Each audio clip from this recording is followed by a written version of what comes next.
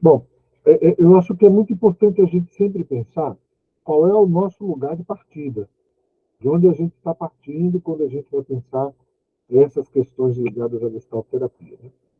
E aí eu relembro, né? O nosso lugar de partida é o lugar da clínica. Então, é desse lugar que nós vamos falar, a partir desse lugar. Mas é também um lugar atravessado por uma especificidade de um pensamento filosófico, que é a perspectiva fenomenológica. Okay? Então, a gente está é, assentado na, na clínica da Gestalt, né, na Gestalt terapia, mas a gente também está atravessado pela perspectiva de compreensão da fenomenologia. Tá? Isso, para a gente, faz muito sentido. É a partir desse lugar que a gente entende que é possível e interessante, importante, a desenvolver essas compreensões. É, pessoalmente, né, e aí me alinhando com o que o João Vitor falou, eu acho que esses espaços em que a gente pode trocar algumas experiências, por exemplo, nem todo mundo está em condição de tempo, ou em condição financeira, de investir numa formação, né, que é um conteúdo mais aprofundado, bem mais prolongado. E às vezes um espaço desse você começa a ter entendimentos, né, que já ajudam a fechar algo que posteriormente você pode, por exemplo, aprofundar num curso mais demorado, né, mais investido, que é o curso de formação em Gestalt. Por hora, então, a gente vai pensar na perspectiva dessa clínica da gestalterapia como uma clínica da experiência. E por que a gente está chamando clínica da experiência? Porque o lugar privilegiado da gestalterapia é o lugar da experiência que o cliente produz de si mesmo. Ou seja, ele vivencia de tal maneira a experiência que emerge continuamente nele, que ele está, a partir disso, num processo terapêutico, seja num processo de mudança, ou, se quisermos usar a expressão, num processo de cura. Né? Essa mudança, ela não ocorre porque o terapeuta fez uma ou outra intervenção específica naquele momento com o seu cliente. A intervenção, ela não tem efeito algum se ela não produzir no cliente a possibilidade de movimento da experiência de si.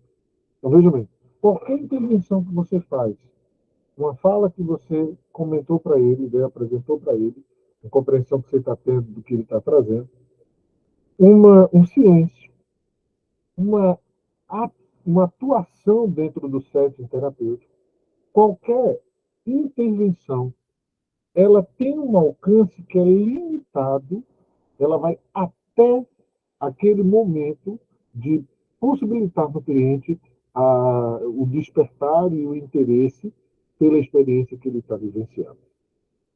Ou seja, não é a intervenção da gente que produz a mudança no cliente. Não é essa a perspectiva. O que ocorre em termos de mudança é que, a partir da experiência que o cliente faz de si mesmo, desdobra-se ali um processo de mudança contínua. Agora, essa experiência de si mesmo, ela vai ser propiciada a partir de nossas intervenções com ele. E aí, entenda bem, quando a gente está falando de intervenção, a gente já está pressupondo um específico tipo de relação, né? Que não é uma relação com características objetivantes, né? Aquela ideia de que eu vou ajustar, mudar, consertar o problema do meu cliente. É muito mais a disposição de estar com ele num tipo de relação que tem um profundo interesse, profundo e verdadeiro interesse por aquilo que ele está vivenciando naquele momento. Ou seja, por ele e por essa vivência que ele está em desdobramento. Isso está claro? O que eu estou tentando trazer? É tirar das mãos do terapeuta a ideia, muitas vezes, de que se a minha intervenção for tal, eu vou produzir essa mudança no meu cliente. O que muitas vezes, para quem é terapeuta iniciante, causa uma certa ansiedade, que é você ser capaz, saber manejar os experimentos gestálticos. Né? Então, assim, eu sei fazer todas aquelas técnicas gestálticas. Trabalhar as técnicas gestálticas não é nada além de tentar possibilitar ao cliente as condições dele experimentar mais a si mesmo. Nada além disso. A gente não faz nada além disso com aquelas técnicas. Então, por isso que eu queria dizer assim, é um modo de relação que permite um tipo de entrada na experiência do cliente para acompanhá-lo, profundo interesse, para desdobrar esse movimento dele em outras compreensões que ele faz. Okay? Márcio, deixa eu só chamar a atenção que a Jéssica pontuou e também está para mim e para outras pessoas, teu áudio está um pouquinho abafado. Às vezes é só a conexãozinha daí do computador, o plugzinho, dá uma mexida aí para ver se melhora. Fala aí de novo. Melhorou? Não, Melhorou? tem um abafado. Mas assim, dá para escutar, mas está um pouquinho abafado. Mas é isso, é o que temos. Vou ver aqui, peraí, deixa eu só ir mexendo aqui enquanto vocês estão fazendo as coisas.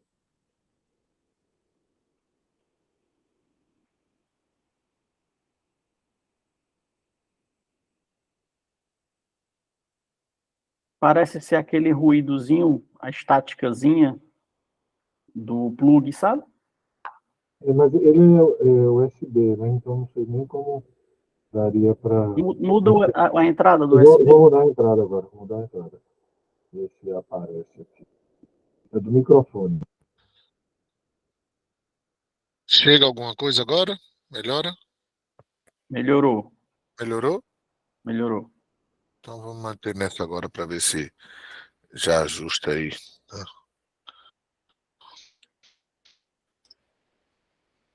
Pronto. Perfeito.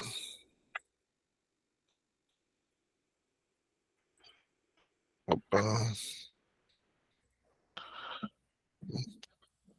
Pronto, agora alguma questão sobre isso que a gente estava falando? Ou algum comentário?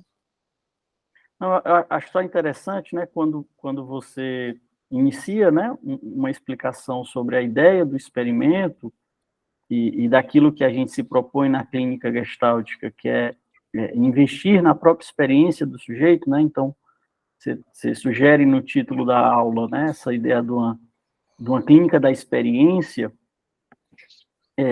e aí faz essa diferenciação, né, inicia uma diferenciação do experimento gestáltico e da técnica gestáltica, né?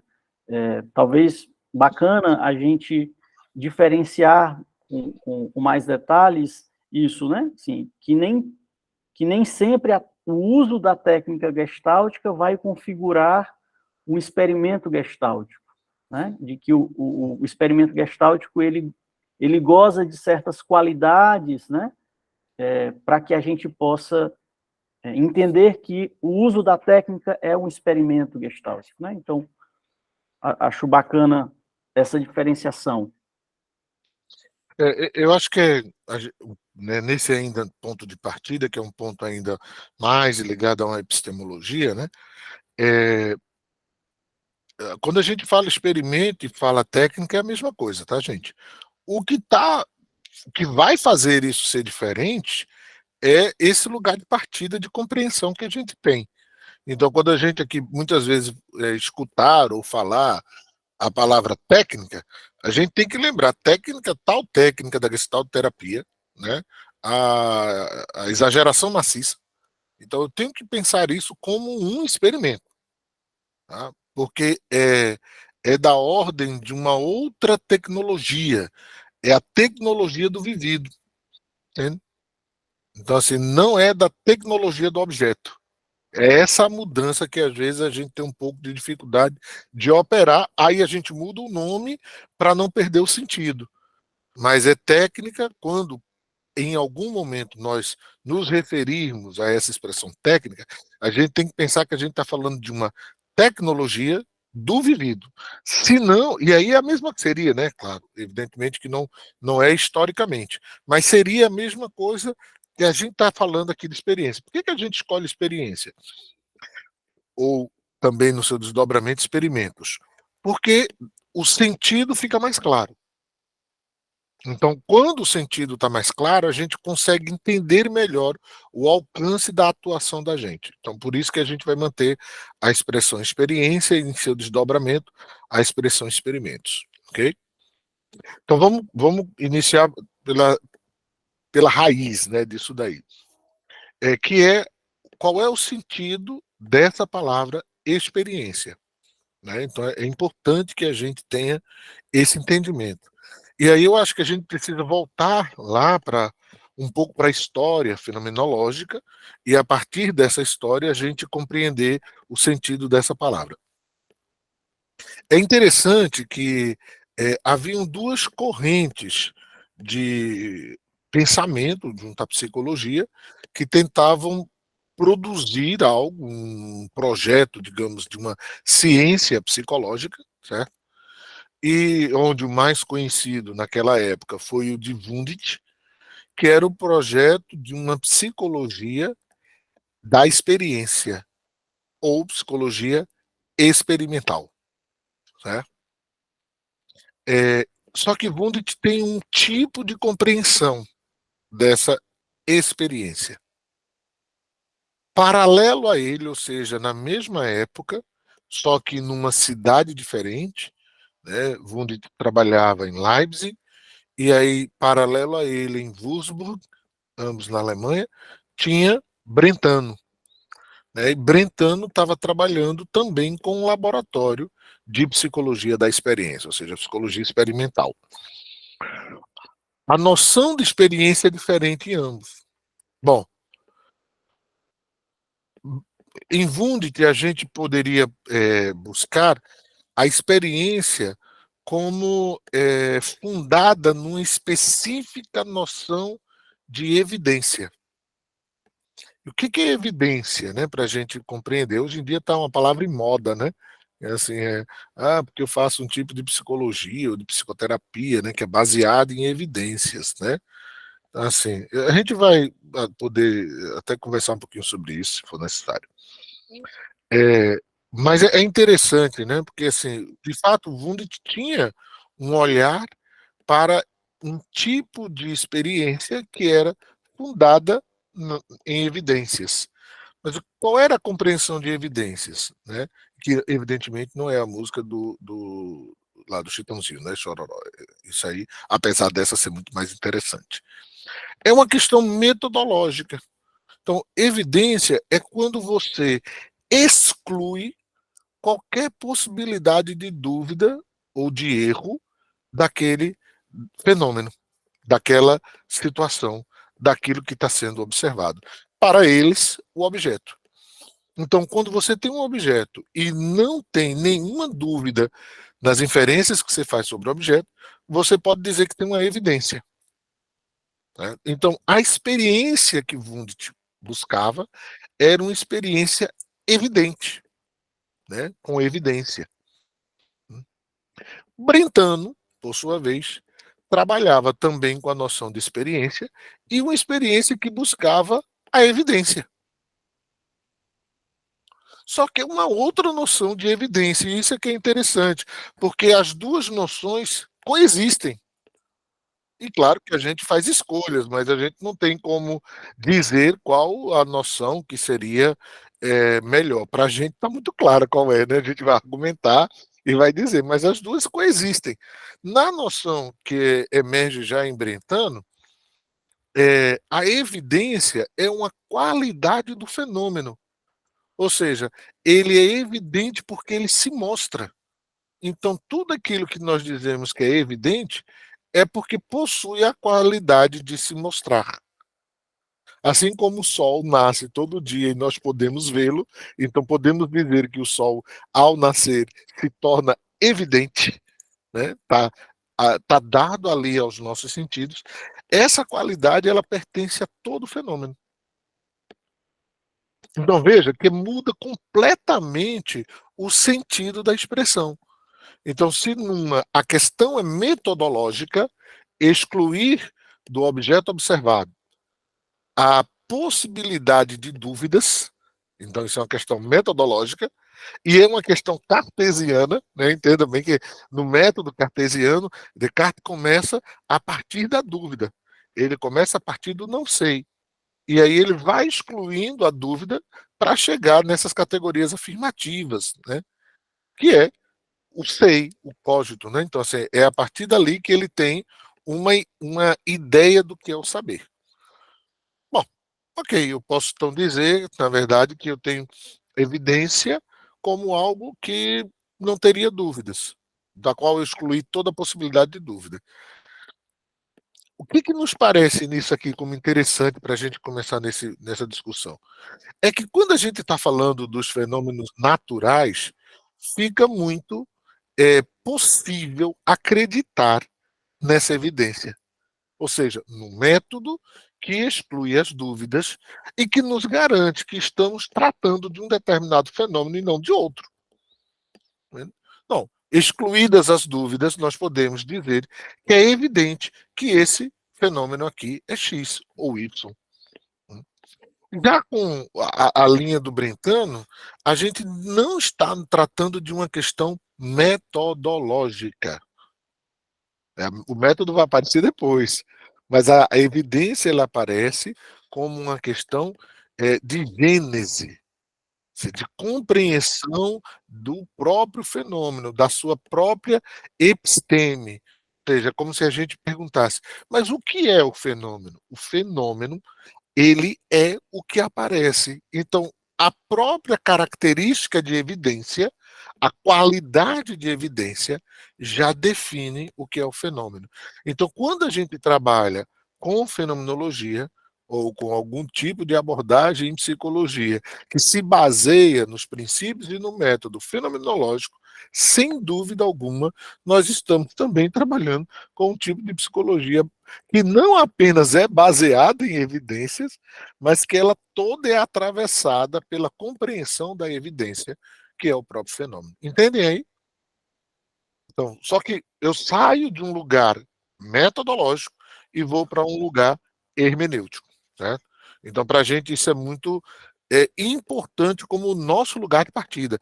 Do que estamos falando, então? Ó, a gente não chegou diretamente na palavra experiência. A gente está antecedendo a ela. Mas a ideia é essa palavra experiência, ela está podendo emergir desse contexto. O contexto onde aquilo que se mostra é tomado como valioso o suficiente porque qualifica o que é o fenômeno que vamos olhar. Ok? Compreendido isto?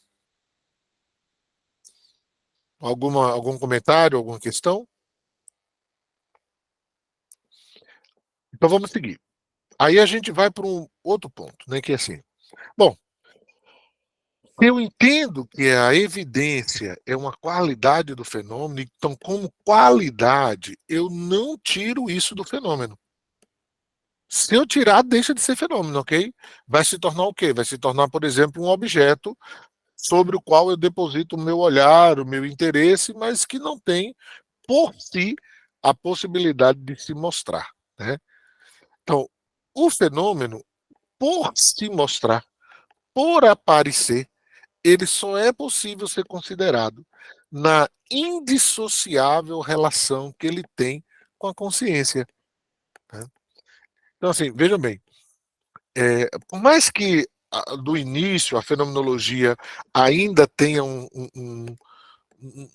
uma certa marca, né, de subjetivismo, a gente está nesse momento já quebrando com esse dualismo tão marcante na psicologia e na ciência de uma forma geral, né, do sujeito-objeto. Mas vejam bem, o fenômeno, ele se mostra, mas ele se mostra para quem? Ou seja, quando eu digo que algo se mostra, necessariamente, eu estou colocando que alguém o notou, alguém o percebeu, entende? Ele é mostrado, né? Ele é aparecido para alguém. Então, essa qualidade do fenômeno implica na necessária e indissociável relação que o fenômeno tem com a consciência.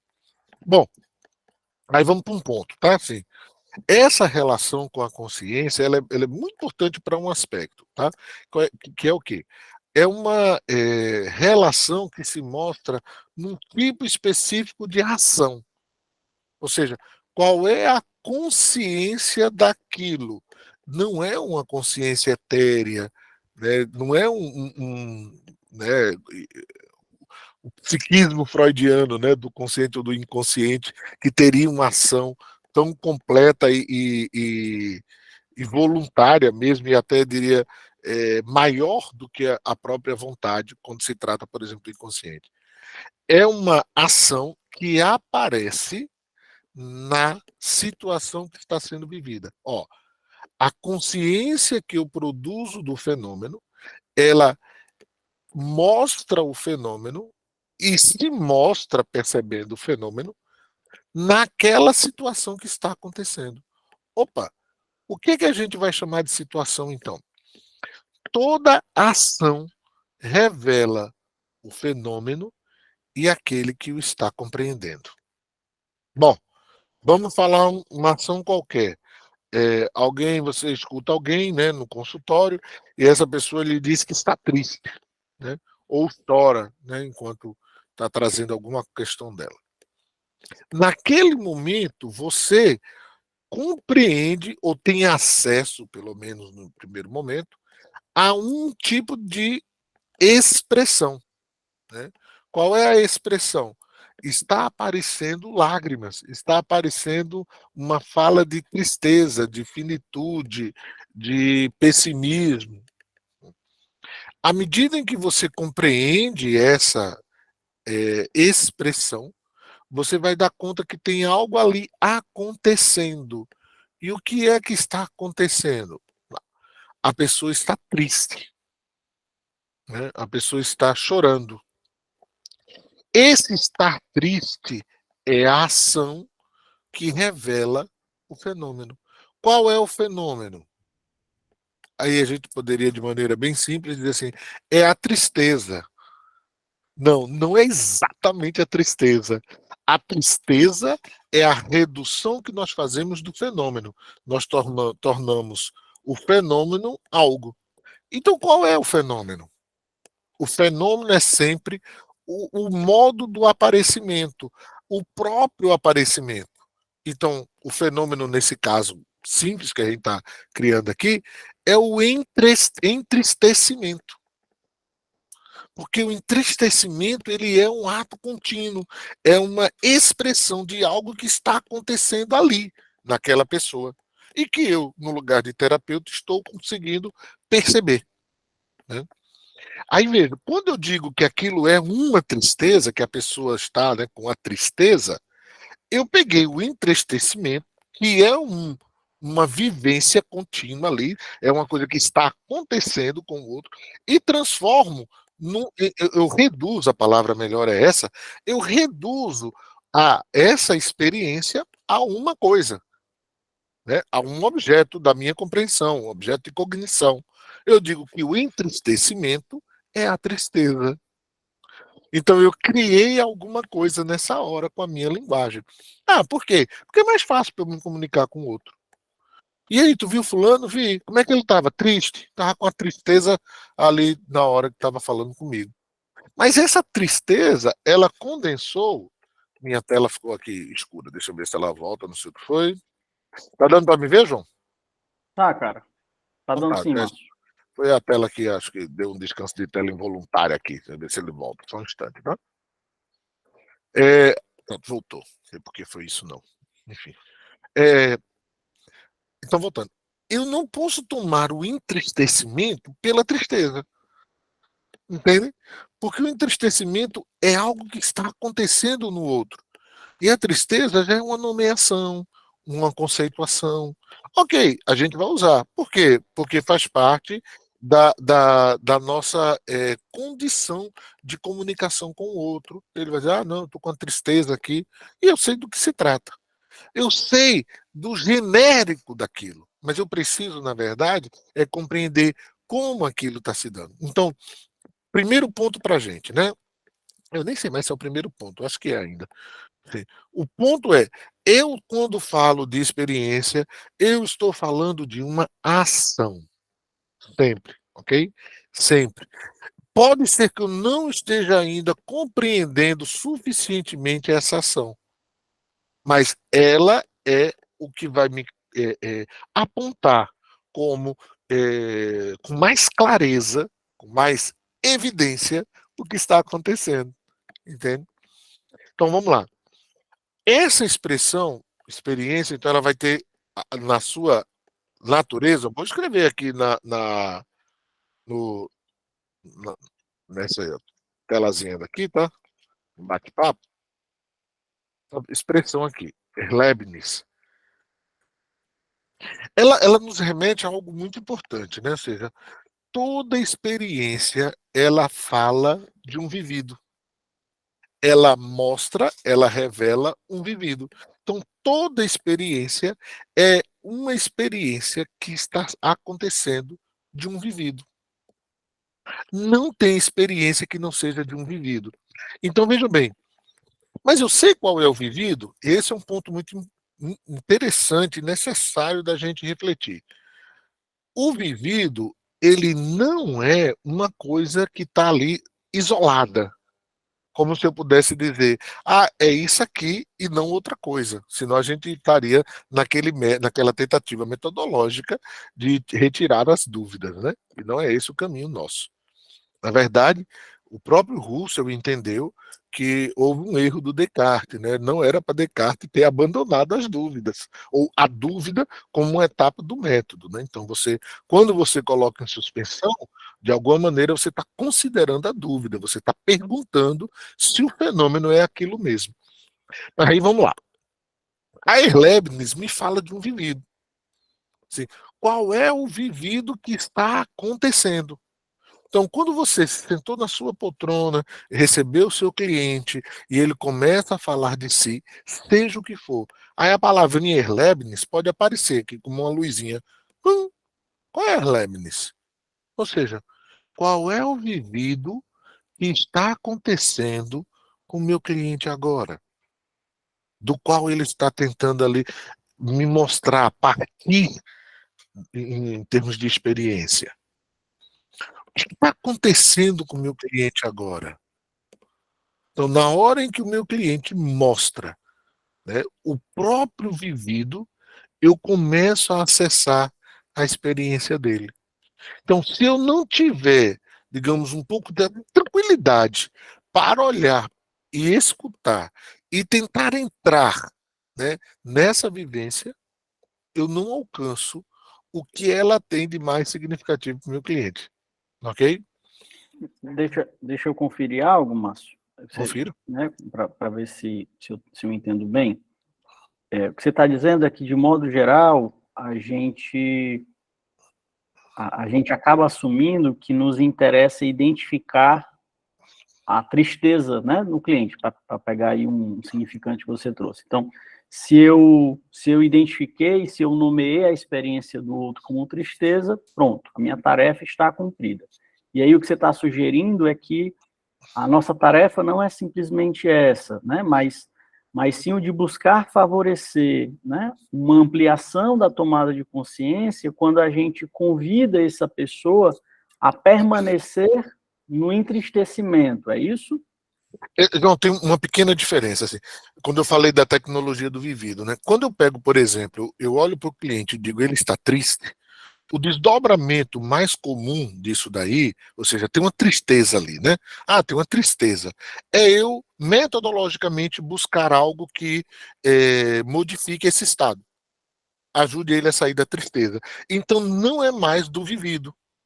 Entende? Já é a partir de uma ideia mais, digamos assim, distanciada do outro. Né? é uma ideia de cura completamente diferente da que nós trabalhamos, né? Quando eu digo que eu percebo, né, e compreendo que há um entristecimento no meu cliente, eu nem posso me dar o pensamento, o direito do pensamento, de ficar imaginando que poderia tirá-lo desse entristecimento. Porque o entristecimento, ele, como eu falei, é uma ação. Então ela está em movimento, entende? Enquanto movimento, eu não tenho o que fazer. Fosse uma metáfora grosseira, você precisa primeiro que o carro pare, depois você troca o pneu, né? Então você não vai trocar o pneu do carro enquanto ele está no movimento. Aí a ideia é assim, esse entristecimento ele não está pedindo uma ação sobre ele. Ele pede o quê? Uma compreensão. Então, assim, a pergunta é, o que está acontecendo com o meu cliente? Então, quando eu digo é uma tristeza, já vem de mim, eu fechei a compreensão, né? Disse, é uma tristeza. Então, eu só posso, a partir dali, fazer algo com essa tristeza, retirá-la dele, sugerir coisas que ele possa não ficar triste. Será? Vá comer um docezinho, vá andar num lugar agradável, faça uma viagem, mude de emprego, né? Então, assim, legal que hoje em dia a coisa que mais se recomenda às pessoas é você precisa reduzir seu estresse. Eu digo, tá, mude o mundo que eu reduzo meu estresse. É que enquanto o mundo tiver com essa expressividade, não tem como a gente reduzir o estresse. É praticamente aquelas ondas de Nazaré, né? Você vai se arrebentar. Você sabe que vai e sabe que vai se arrebentar. Então, nesse sentido, a gente está pensando que o vivido eu vou compreender que o vivido como um movimento que está acontecendo com o meu cliente. Por isso a pergunta inicial do terapeuta, ao escutar com muito interesse o seu cliente, é o que é que está acontecendo com ele agora? Qual é o vivido que ele está experimentando agora? Para isso, eu não posso ficar na resposta fechada que sintetiza a experiência, né? Então, assim, não, é uma depressão. Cara, isso é pouco para falar da vivência dele. Né? Isso é muito pouco. Tu dá uma olhada aí no chat, sabe? Aí se aparecer alguma coisa que não vai dar para eu ficar lendo, aí tu me sinaliza. Então, aí eu tenho o quê? Eu tenho um ponto importante. Na hora que eu me pergunto assim, o que é que meu cliente está experienciando, eu passo a ter, então, algo muito significativo, que é o quê? Bom, nessa hora, eu tenho a possibilidade de acompanhá-lo nesse movimento. E aí, gente, isso é importante porque mesmo Russell não entendeu que isso era algo necessário. Quem vai entender isso já é Heidegger.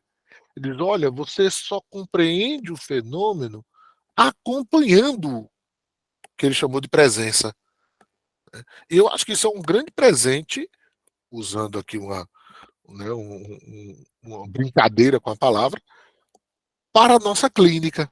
Então, nós temos uma clínica que é uma clínica da presença.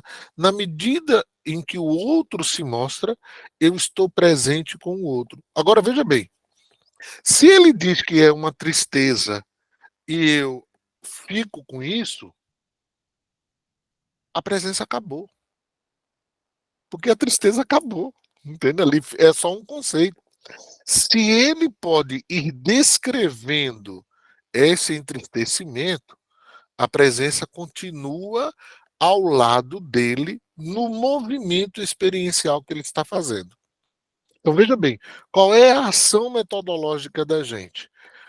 É convidar o outro a ir se expressando na medida em que esse vivido vai se movendo dentro dele, dentro da mesma sessão ou ao longo do processo terapêutico, tá? Bom, convidar o outro a se expressar, como assim? Esse é um ponto muito importante. A expressão do outro, ela tem seguir dois movimentos, tá? O primeiro movimento é assim, que eu vou falar depois, eu vou inverter. Assim, o primeiro movimento é que o outro precisa experimentar a si mesmo, certo? Então, assim, isso é fundamental. Mas aí eu vou para o segundo movimento, que é assim, esse outro, na medida em que ele está ali dando conta, conseguindo experimentar-se, né, ele pode fazer isso de diversas maneiras. Por isso que eu disse no início que a nossa intervenção, o limite da nossa intervenção é exatamente quando chega no despertar do outro para se abrir para a possibilidade da sua experimentação. Então, veja bem, às vezes o cliente está em silêncio. E aí o terapeuta, muitas vezes, vai pedir ao cliente para ele falar alguma coisa do que está acontecendo com ele, vai propor um experimento gestáltico, né? Uma cadeira vazia, por exemplo, né? Alguma coisa que ele pudesse ali, ou um desenho, né? Ou um trabalho com argila. Gente, se o meu cliente, prestem bem atenção nesse ponto, tá? Se o meu cliente está experimentando o próprio vivido, qualquer intervenção minha é uma interrupção. Entende? A não ser que naquela expressão dele apareça a possibilidade de uma intervenção que eu estou ali na presença com ele, que o ajude a falar ainda mais do vivido dele. É esse o lugar do experimento gestáltico. Como assim? O experimento gestáltico ele tem duas naturezas e função dessa natureza. A primeira é que ele possa falar do vivido, porque ele está distante da vivência, te aproxima da tua vivência, entra em contato com ela. Mas uma vez em contato, o experimento pode aparecer eventualmente, tá? Eventualmente, né? Com a função de ampliação desse experimentar-se. Eu percebo que o meu cliente já está dando conta de si num dado aspecto, numa certa quantidade de condição para ele, e o experimento facilita que ele possa, digamos, ainda mais entrar em contato com esse vivido. Então, qual é a razão do experimento? Que o cliente se experimente. Mas o que ele vai experimentar? Né? Porque diga assim, é que ele se experimente. Ok, mas ele vai experimentar o quê? O vivido que emerge nele. Por isso que, para qualquer gestalterapeuta, quando você pensa que é interessante intervir com seu cliente, você precisa se perguntar se a sua intervenção se destina ao vivido que esse cliente está tentando lhe mostrar, mas não está conseguindo. Porque se é algo da sua cabeça, você está propondo ao outro uma técnica para produzir no outro alguma coisa que você quer que aconteça nele. Então, você vai hoje para alguns eventos, né? Eu espero que vocês não tenham essa vontade, mas você de repente vai para um evento, sei lá, de um coach aí que chega para você e bota uma música ali bem sensibilizadora, fala algumas coisas bem genéricas, mas que podem mexer com você, faz um jogo de luz ou de alguma coisa, e daqui a pouco você está com algum tipo de emoção conduzida. Isso não é o vivido que está emergindo, entende? Sou eu tentando produzir em você, através da sua sensibilidade, da sua disponibilidade para mim, um tipo de experiência que não é autenticamente sua. Eu brincava muito quando eu queria ver as pessoas chorando, botava Fábio Júnior cantando aquela música Pai, né? Então era ele chorando e o povo que escutava. Então, assim, ó, se você botar essa música, principalmente perto do Dia dos Pais, as pessoas vão chorar. Ah, é porque tenho vivido ali. Não, gente, eu estou produzindo algo. Eu estou estimulando a pessoa a produzir algo. Depois que aquilo passa, que a comoção se desfaz, não fica nada. Né? Não fica nada. Por isso que a intervenção do terapeuta não significa aquele jogo de palavras bonitas que você pode dizer para o seu cliente e que de repente vai comover o seu cliente. Não. Nós estamos num lugar de chegar próximo ao cliente para facilitar para ele a experiência de si. Bom, se eu estou dizendo que a experiência de si é uma experiência do vivido, como é que eu faço para esse vivido aparecer? Como que eu faço? E esse ponto é muito importante, que metodologicamente pede a todo gestalt terapeuta que deixe de lado, num primeiro momento, qualquer inclinação técnica, qualquer ímpeto de produzir uma técnica ali. Vou tomar a pergunta, olha só. Meu cliente chega, tá lá, tá na dele lá. E eu não sei qual é o vivido que ele, de repente, teria, né, para trazer. Então eu vou fazer um experimento, porque aí ele vai entrar em contato com ele e vai poder produzir algo. Esse é um caminho equivocado. Porque, na verdade, é necessário que eu ajude o meu cliente, possibilite ao meu cliente a experiência de si, do vivido que pode ali naquele momento estar emergindo nele. Mas se o vivido não está emergindo, o que é que eu faço? Ofereço condições para que o vivido possa emergir. Aí tem algo fundamental para a gestalterapia. A gestalterapia, ela tem dois, dois caracterizadores, né, do que ela é, né?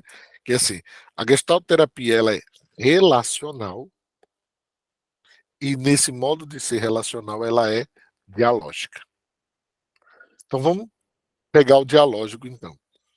Se o meu cliente não está me trazendo um vivido, e eu gostaria muito que ele acessasse o vivido dele, não adianta eu fazer uma técnica, um experimento, porque o vivido não está ali ainda. Senão, como eu falei, eu vou tentar produzir alguma coisa.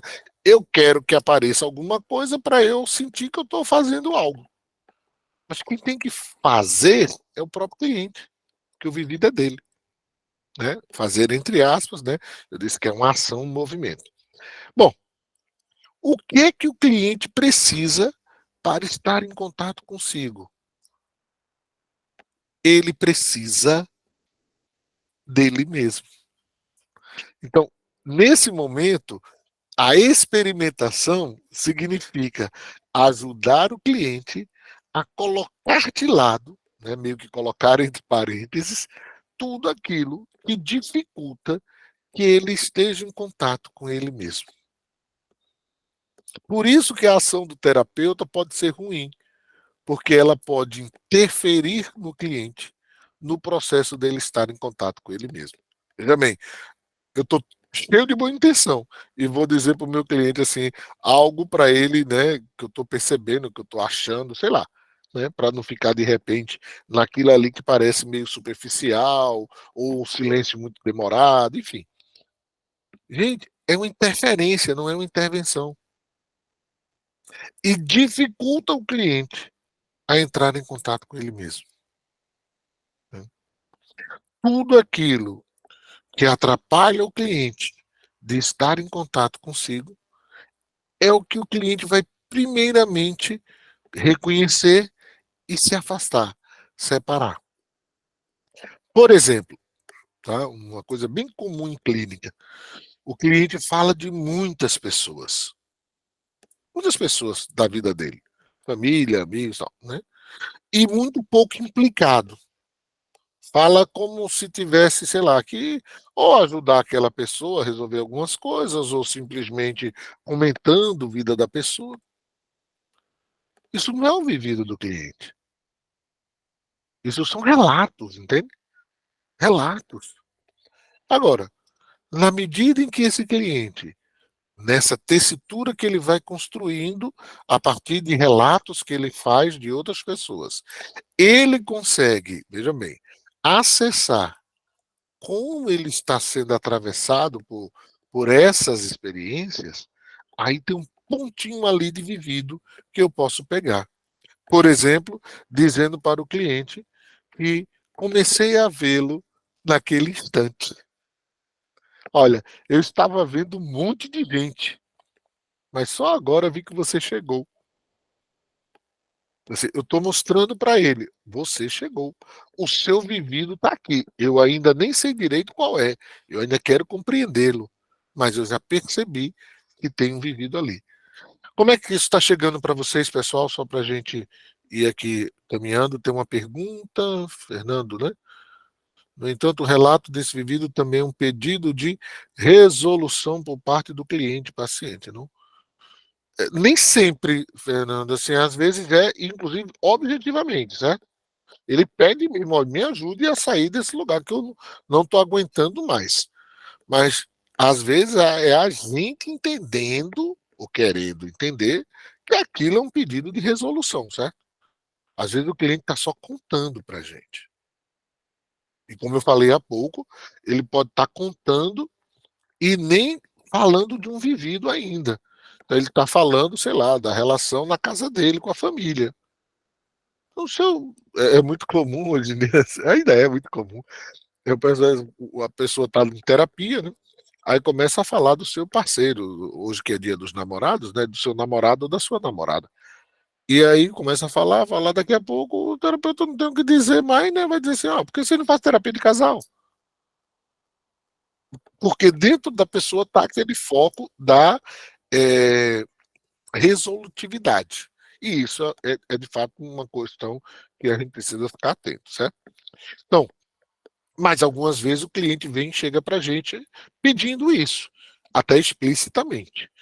Quando ele chega, eu acho que nos cabe também acolher esse pedido, porque é um pedido de sofrimento, tá? Assim, quando uma pessoa está me dizendo que está sofrendo com aquela condição, não faz sentido eu não escutar, não faz sentido eu não acolher. Na situação oportuna, eu posso ajudá-lo a entender que o nosso trabalho não é resolutivo, como talvez ele esteja mais acostumado, né? Vai a um dentista e quer sair lá dos procedimentos sem aquele mal-estar que ele entrou, né? No nosso caso, tem um processo que é mais complexo, né? Deixa eu ver aqui, né? O que tem aqui. Ele chega contando a rotina e sempre peço para ele voltar e me contar como ele se sente com relação ao que ele me contou.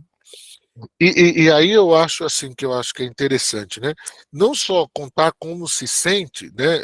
Com relação ao que contou, mas eu gosto muito desse momento, assim, perguntar como está se sentindo agora. Ah, mas como é que tu está te sentindo agora? Porque se eu botar o agora, eu trago o cliente mais rapidamente para a proximidade do vivido. O vivido, ele é sempre imediato. Não tem nada entre a pessoa e a experiência que ela faz de si. Qual é a experiência que o cliente pode ter do vivido? Ampla, desde que ele permita que esse vivido vá emergindo e o acompanhe. A grande dificuldade, ou talvez a maior dificuldade, é nossa, que é de compreender adequadamente esse vivido na medida em que esse cliente está experimentando a si mesmo. Aí vejam bem, eu falei da questão dialógica, né? Então, uma primeira coisa que eu ofereço para o cliente, então, é o quê? É a condição dele experienciar, né, o silêncio, dele deixar o silêncio ali como ó, tu não precisa fazer nada. Gente, para que silêncio? Para isso. Para o outro ter a sensação, inclusive física, de que não precisa fazer nada. Tu não precisa fazer nada aqui. Ah, e o que eu vou fazer então agora, né? Nada, você não precisa fazer nada. Mas seria muito interessante se você pudesse se ouvir. E se ouvindo, né? E se ouvindo. Bom, ele pode estar com, vou problematizar um pouquinho, né? Com uma certa desordem de pensamentos, pensamentos intrusivos, ou nível de ansiedade muito alta, com um pensamento mais insistente, né? E aí até se ouvir vai ser difícil. Mas na medida em que ele me diz que está difícil se ouvir, ele tocou no vivido, entende? Ele está falando de um movimento. Ó, eu estou tentando me ouvir, mas é tão difícil, eu fico sem conseguir me ouvir direito, porque na minha cabeça os pensamentos não estão parando. Ou aquele pensamento X está martelando. Então ele tem um vivido ali. A experimentação agora, que pode ser dialógica, ou seja, pode ficar apenas numa intervenção dialógica, sem nenhuma atividade, sem nenhuma, digamos, entre aspas, para aquela lembrança que a gente fez no início, técnica gestáltica, tá? A intervenção dialógica é para exatamente ampliar a possibilidade ou as possibilidades de compreensão desse vivido. Qual é o vivido dele? Sei lá, uma preocupação, né? Uma preocupação qualquer. E ele acha que a companheira dele está traindo ele. E qualquer coisa que ela faz, qualquer coisa que menciona, para ele é um indicativo de que ela de fato estaria traindo. Então, nessa hora, ele começa a sofrer, não pelo fato, mas pela insistência do pensamento. E aí ele me diz assim: não, isso é como se eu estivesse sendo massacrado. Gente, pensa numa pessoa que está apanhando, sendo espancado. Então, assim, ela leva um soco, leva um chute, e depois um outro soco. Quer dizer, não foi um, entende? São vários momentos seguidos, e quando a dor vai aliviando, leva um outro. Então, quando ele começa a descrever o que está vivendo, a gente começa a entender qual é o vivido dessa experiência. A importância da gente entender o vivido é porque é exatamente nessa hora que eu consigo fazer a, a intervenção que vai ajudá-lo a entrar num processo de mudança. Como é que chega isso para vocês? A ideia é que a gente conversasse um pouquinho, né? Então, quem tiver de câmera aí podendo ligar para falar um pouquinho, ou então pelo menos ligar o áudio, certo?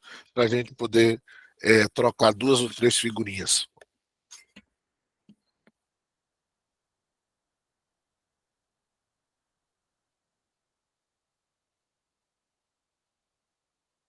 Eu não sei se eu te respondi, Luiz, naquela questão, né? Que eu tentei comentar um pouco. Sim, sim. Consegue me ouvir? Consigo, consigo. Eu acho que é sempre essa angústia, pelo menos do principiante, né, diante dessas diversas situações que se manifestam, né? A pessoa que só está relatando, não está entrando em contato, ou a pessoa que está perdida nas ansiedades, na angústia, está em dor, está em sofrimento ali, né? Então, tem um vivido sendo manifestado ali na pessoa que está chorando, né? Tá nítido que ela está entrando em contato, né? Até onde eu consigo compreender. E a outra pessoa que está apenas relatando, de alguma maneira ela não está entrando, ou está evitando de entrar, ou nem tem consciência disso, né? Então, para essa pessoa que eu deixo ela relatar, e seguindo aqui a sugestão da colega, e aí, assim, mas como é que você está se sentindo agora?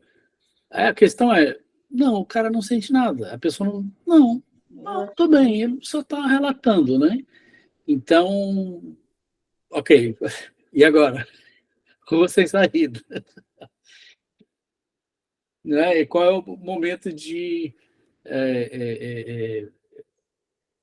favorecer essa conexão com esse vivido, porque aparentemente há alguma limitação, alguma resistência, né? Talvez, talvez essa própria resistência pudesse, né? Eu estou falando e pensando, né? Que talvez até essa própria resistência já seja um indicador, né? Pode ser. Um indicador da experiência, né? Já tem um quê de experiência, do vivido ali, né? Enfim, só elaborando aqui e imaginando, talvez compreender a estrutura de personalidade, os modos de entrar em contato, eu não sei se faz parte do programa da aula, né? Talvez me ajude a me posicionar como terapeuta, né? Se eu já conheço um pouco o cliente, né? Eu não iria por aí. Por quê? Porque esses, entre aspas, modos, né, que a Gestalt de repente remete à personalidade, né, pelo menos à personalidade neurótica, ele pode ser um engessamento do vivido, com grande risco mesmo, sabe? Um grande risco de engessamento do vivido. É uma das coisas da Gestalt que eu mais tenho receio e que parece que encanta muito, né? Então, assim, porque, sei lá, meu cliente, ele é retrofletor. E aí eu estou entendendo que naquele momento ele está fazendo algo contra ele mesmo. Cara, calma, porque eu posso apenas estar pegando um conceito e tentando vestir esse conceito no cliente. Isso não é acessar o vivido. Entende? Lembrando assim, Luiz, o vivido está no movimento. Então, preciso me perguntar, qual é o movimento que está acontecendo com o meu cliente agora? Não é uma coisa, tipo, uma noção. Né? É um fluxo que pode, inclusive, ficar interrompido por alguma resistência neurótica. Entendeu? E ok, eu vou tentar entender a interrupção. Né? Eu falei, por exemplo, do ciúme naquela situação anterior, e o ciúme, nitidamente, ele aparece como uma interrupção neurótica. Né? Quer dizer, é um vivido que ele não se completa e ele aparece interrompido pelo ciúme, né? Pela neurose. Tudo bem, mas o que eu quero é entender como a interrupção está aparecendo. Não é só dizer o que é a interrupção, mas como ela está aparecendo. Aí eu vou lembrar para a gente do Heissner, né? Falando de inclusão. A inclusão, que é uma importante atitude para o gestalterapeuta, ela acontece na hora em que eu consigo compreender qual é o vivido que o outro está me reportando. E nesse momento, aí sim, eu estou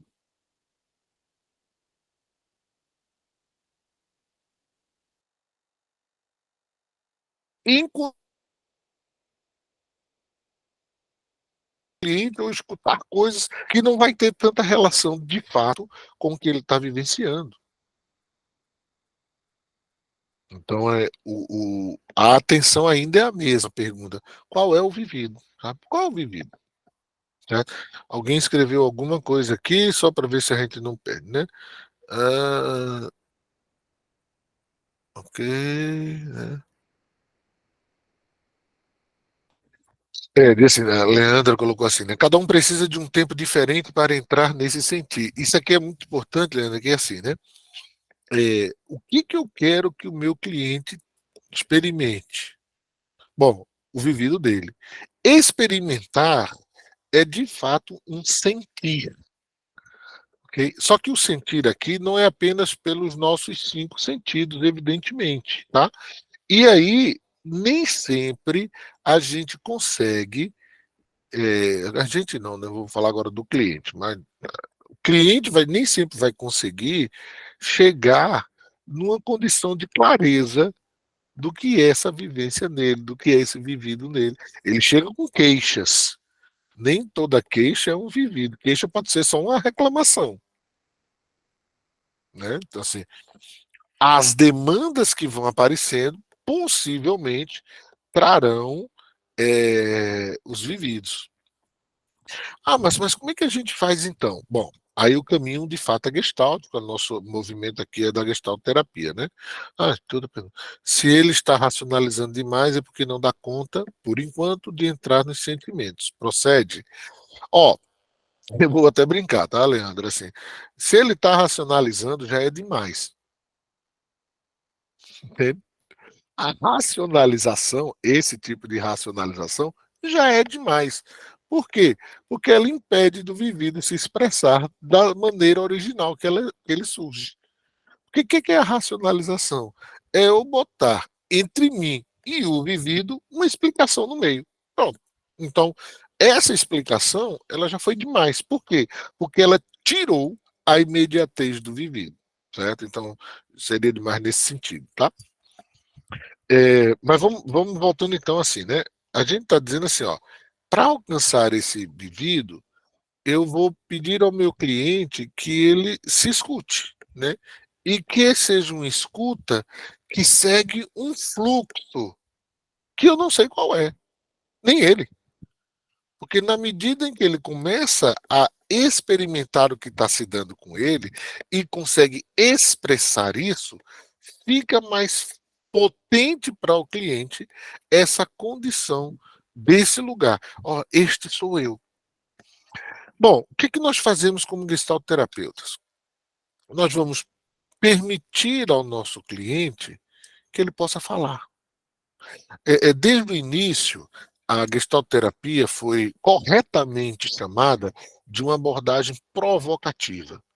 Porém, ela foi erroneamente entendida como uma abordagem grosseira, de grosseria, né? E o provocativo não tem absolutamente nada de grosseiro. O provocativo é esse movimento de ajudar o cliente a falar mais. Inclusive, a expressão vem do latim, né? Provocare. Né? Então, assim, é levar o outro, ajudar o outro a estar nesse lugar em que ele fala de si mesmo. Bom, então qualquer intervenção que você faça, inclusive o silêncio da sua presença, né? É uma intervenção para que o outro possa falar mais de si, seguindo o fluxo do que vai acontecendo com ele. Márcio, o que é que a gente precisa fazer, ou que a gente pode fazer, para ajudar o cliente a chegar nesse lugar tão simples e original que é a própria fala, que emerge como vivido dele? Vamos lá. O que é que a gente pode fazer?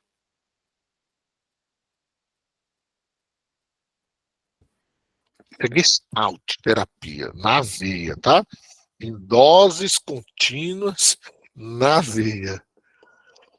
Trazer o cliente para o agora. Essa é uma regra fundamental. Todo vivido acontece no agora. Não tem vivido no depois. Entende? Não tem vivido no antes. Toda vivência é do agora. Então, se eu quero ajudar o meu cliente a ele entender qual é a vivência que ele está tendo de si mesmo, qual é a experimentação que ele dá conta de si, primeira coisa, eu vou trazê-lo para o agora. De que maneira? Quem ajuda aí?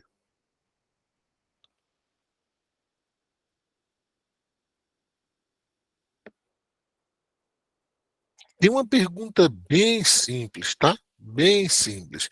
Eu vou usar qualquer nome aleatório que está aqui na tela, tá bom? Mas não é obrigação da pessoa responder, não. É só para dizer, para lembrar de quando a gente estava em sala de aula cheia de alunos que a gente falava com os nomes. Exatamente, Leandra. Então é isso aí, ó, que a gente tinha falado há pouco tempo, né?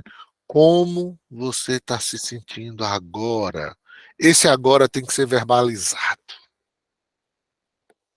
A importância de verbalizar para o cliente como você está se sentindo agora.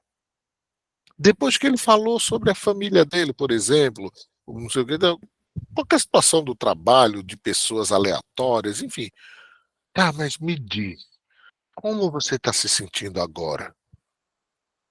Isso é como se, de repente, ele fosse sentado numa cadeira, estava de pé, andando aleatoriamente, e alguém disse, agora senta. Ele, então, como você está se sentindo agora? A resposta que ele produzir é o fio para acessar o vivido.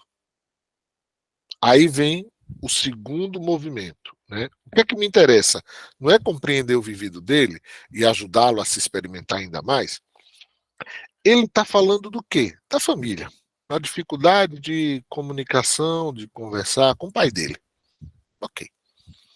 Então, assim, e aí ele diz, eu estou me sentindo cansado de estar num tipo de situação que eu nunca realizo, nunca completo.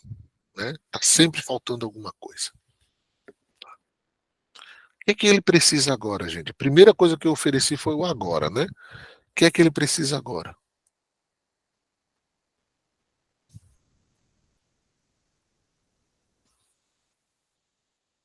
Sentir, ok, mas tem uma expressãozinha antes. Ainda não, Adalberto. Ainda não. Porque é importante eu parar aqui um instante, tá? Já eu volto para a pergunta aqui. Né? Mas guarda isso aqui, Adalberto. Assim, quando eu pergunto assim, o que é que você pretende fazer com isso? O risco é que ele já vá para o lugar resolutivo, entende? Não, eu vou, sei lá, então tudo bem, eu vou falar com meu pai quando eu chegar em casa. Entende? Mas o que que ele tá naquele, primeiro eu trouxe pro agora, certo? Né? E ele chegou no agora. Como é que você está se sentindo agora? E o que que ele precisa, então, para essa ampliação da compreensão do vivido dele? A partir desse momento, ele já está em contato, né? Pelo menos em tese, né? Porque a gente pediu para ele se sentir, dizer como estava se sentindo agora, né? Também provavelmente ele já está se sentindo acolhido, né? Espero que sim. Ele de alguma forma já acessou o fenômeno, né? Porque a gente já pediu. Eu adoro essas falas assim, sabe? Assim que a gente começa a falar assim, mas tem uma chavezinha aí que é importante. Vamos lá. A gente disse assim, né? Um pouco. A gente disse que uma qualidade do vivido, qual era? O vivido é. Ele disse que isso era importantíssimo, né? Como qualificante do vivido. O vivido é Vivido é o agora. movimento, uma ação, certo? Movimento. Então, movimento. Se é um movimento, alguém daqui surfa? Tem o Alex, né, que é professor também, e o Alex é surfista, e eu brinco muito, porque ele já disse muito, Alex, cara, escreve sobre isso, porque tá aí uma experiência altamente gestáltica. Você consegue ficar parado em cima de uma prancha em surf? Não, a não ser que ela esteja na areia. Aí você consegue. Mas se você entrar no mar, você não consegue ficar parado em cima da prancha. Mas você consegue ficar de pé numa prancha?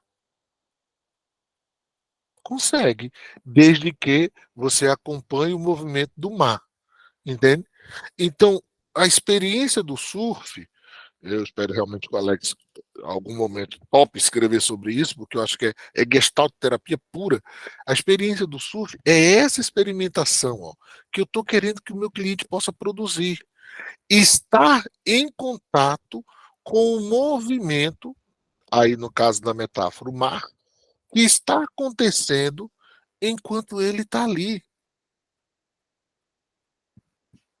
Porque ele só vai poder dizer para mim que vivido é esse naquele momento posterior, se ele estiver presente a si mesmo nesse momento posterior. Se ele falou algo e não saiu desse algo, lá na frente não vai ter presente. Acho que foi o Adalberto mencionou, não lembro agora, acho que foi você, Adalberto, mencionou a história dos. Não, acho que foi o Luiz, né? Das questões neuróticas, né? Das interrupções. No ciclo de contato, e eu vou falar um pouquinho dele rapidamente, é muito interessante que todo ciclo fecha para que outro se abra, né? E a gente pode imaginar, por exemplo, uma pessoa completando o seu contato, chegando ao contato pleno, né? Ou seja, realizando aquilo que ele estava ali buscando para atender a necessidade que emergia. Porém, ele precisa sair dali. Porque se ele não sair, por mais que aquilo tenha sido um vivido, não é mais vivido naquele outro momento. É lembrança, é entendimento, é racionalização, se torna pré-julgamento, mas deixou de ser vivido. Então, quando eu penso no vivido, eu penso num movimento, por isso que eu acho que a história da onda é interessante, que termina. Na experimentação de si, eu continuo pegando outras ondas, eu continuo acompanhando os outros vividos. Então, o cliente que está numa vivência, entendam bem isso, porque ela é limitada para ele, tá? E é sofrida. O cliente que está numa vivência que aprofunda a sua compreensão dela, porém não consegue ir para outras vivências que vão emergindo no seu campo, né, na sua interação organismo-ambiente, esse vivido ali o prendeu, tirou dele a possibilidade de experimentação de si. Ou seja, ele já está lá na frente, mas a cabeça ficou lá atrás. Um exemplo bem simples para vocês, tá? Então aí, que eu acho que todo mundo pode fazer, inclusive. Está todo mundo sentado, eu imagino, né? Coloca teus pés no chão. Pode ser calçado, se tiver de sandália pode ficar descalço, mas coloca bem teus pés no chão. E faz a seguinte pergunta: onde os teus pés estão, em termos de ambiente geográfico, né? Na tua casa, por exemplo. Qual é o local da tua casa? Né? Onde é que teus pés estão? Aí, te pergunta assim em seguida: e a tua cabeça? Estava onde? Entende? Assim, os teus pés estão no chão, mas e a tua cabeça? Nessa hora, eu estou ajudando o meu cliente a voltar para a experiência daquele vivido que continua ali se disponibilizando. Então, veja bem, a experiência de si nem sempre vai fazer emergir, num primeiro momento, o vivido. Então, a experiência, muitas vezes, ela é como um fornozinho aquecendo, para que depois eu possa tirar o alimento. Ele entra no mar, mas ele não necessariamente já pega a onda. Entende? Quando é que a onda chega? No momento dela. E quando chegar a onda, que tem mais intensidade, que tem mais expressão, o vivido vai ficar mais claro para ele. O nosso lugar, entendam bem, é um lugar onde possibilitamos ao outro o encontro com essa vivência que é um movimento de expressividade para ele. Aí vamos para o ponto que a gente tenta digamos, detalhar um pouco mais. Por que, então, a Gestalt terapia como uma clínica da experiência? Né?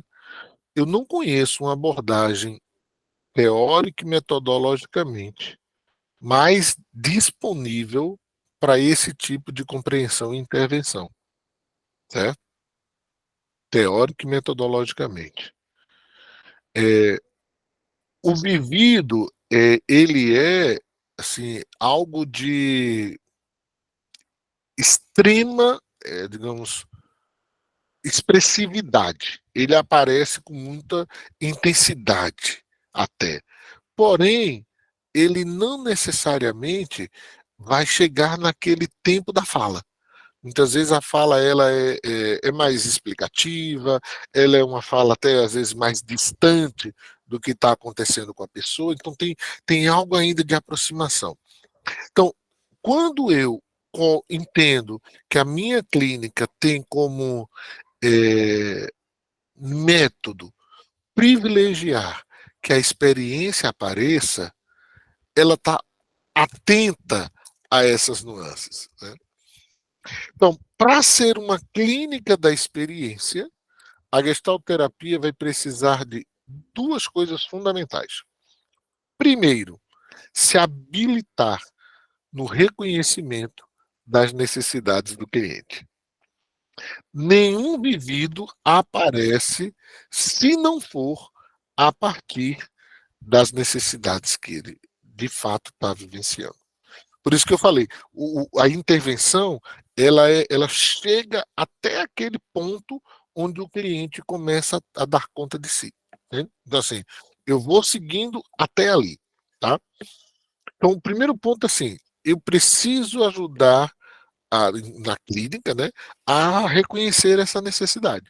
Na hora que a necessidade aparece, na hora que essa necessidade emerge, aí eu tenho um outro ponto, que é ajudar o cliente, né, a se experimentar. É aí, exatamente aí, que aparece a relevância dos experimentos em gestalterapia. Então, como clínica da experiência, toda a ação do gestalterapeuta está assegurada da possibilidade de trabalhar com os experimentos. Por quê? Porque eu já entendi qual é a sua natureza. A natureza do experimento é potencializar a experimentação de si. Mas que experimentação? Do vivido que está continuamente emergindo naquele agora, entende? Então eu trouxe ele para o agora, né? Eu coloquei o cliente em contato com o agora e a partir dali eu estou ajudando ele a ampliar a expressividade desse vivido. Bom, como usar então esses experimentos, né? Aí vai depender muito de cada experimento que a gente entenda que pode ser interessante. O que eu não posso fazer é usar um experimento por mera curiosidade, né? Porque acho que vai ser legal aprender sobre isso, né? Assim, não, eu quero trabalhar com viagem de fantasia. Cara, eu não tenho querer trabalhar com viagem de fantasia, isso não me pertence. O que eu quero, né, o que eu intento é um desejo meu, mas o experimento não nasce da demanda ou da vontade do terapeuta de trabalhar com aquele experimento. Nasce da necessidade que o cliente está entrando em contato. Então, veja bem, eu só vou usar um experimento quando eu já identifiquei que necessidade emergiu para aquele cliente e já percebi que esse experimento vai contribuir com a possibilidade dele se expressar mais. Se a expressão do cliente está sendo suficiente, se ele está em profundo contato com o vivido que está acontecendo nele, não faz nenhum sentido eu oferecer mais um experimento. Porque ele já está se experimentando.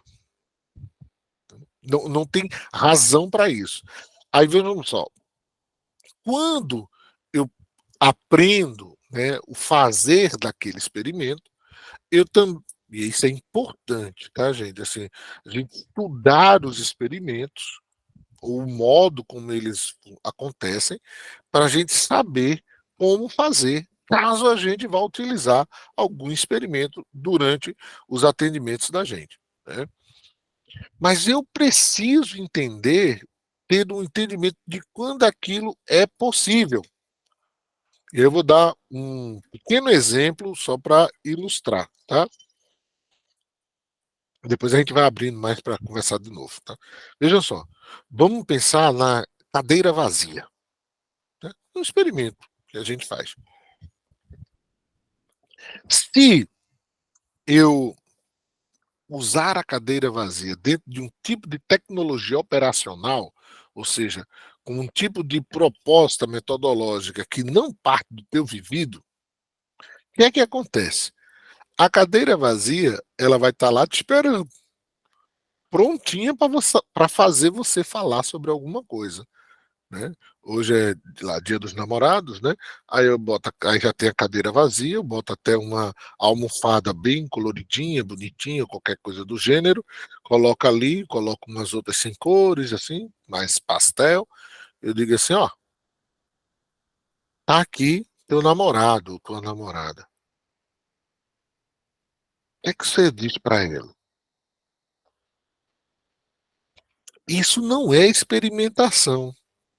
Então, não é porque é Dia dos Namorados que eu vou fazer um experimento sobre o namoro do cliente, entende? Mas o meu cliente está falando de namoro. Está falando das dificuldades do namoro, tá para cá, para lá, da relação dele, né? Então eu já posso fazer uma cadeira vazia com ele. O que me coloca no nível de sensibilidade para eu entender que ali caberia? Vamos lá. O fato dele falar não autorizou, dele falar sobre o relacionamento. Vejam bem como é a matriz do experimento, certo? O que é uma cadeira vazia? Destacada, né? Porque eu estou dando destaque a ela, tá? Se tem 10 cadeiras na tua sala, mas não houve nenhum destaque, elas não fazem parte do experimento. Mas se você pegou uma única cadeira e deu um destaque para ela, colocou de repente na frente do cliente, até digamos com uma almofadinha em cima, você deu um destaque e ela se tornou uma cadeira vazia, né? O que é uma cadeira vazia? Um lugar em que falta alguém, não é isso? Só que, ambiguamente, é um lugar para esse alguém se sentar. Só que esse alguém não está lá. Então, por que eu vou botar o lugar para essa pessoa se sentar se ela não está lá? Não faz sentido. Eu só vou botar. Esse é o ponto. Eu só vou botar a cadeira vazia quando essa pessoa chegar.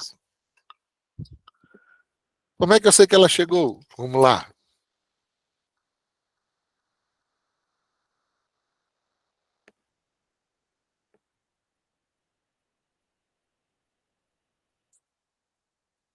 Durante o experimento. Não, não comecei o experimento ainda não.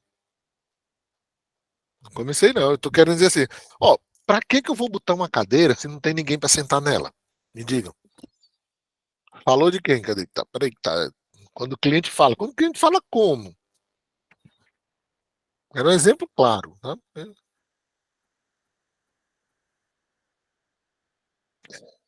Quem está na sala? Eu e o cliente, certo? E aí eu botei uma cadeira para outra pessoa. Mas essa pessoa não está lá, né? Fisicamente. Só que o cliente pode falar dessa pessoa como se ela estivesse lá. Porque fulana faz isso comigo, faz aquilo, é assim, é daquele jeito, parará, papapá. E aí ela está, o cliente, né, está num funcionamento ainda descritivo, não pegou o vivido, tá? Ainda, né? Está escrevendo algumas coisas, né? Quase uma discussão. Aí ele começa a expressar um sentimento mais forte e, eventualmente, direcionar aquela fala para aquela pessoa que não está lá. Gente, é quando o cliente está falando com aquela pessoa que não está lá. Não necessariamente, tipo, fulana, você é assim, tá, tá, tá. Isso pode acontecer também, entende? Na verbalização. E acontece muito, inclusive.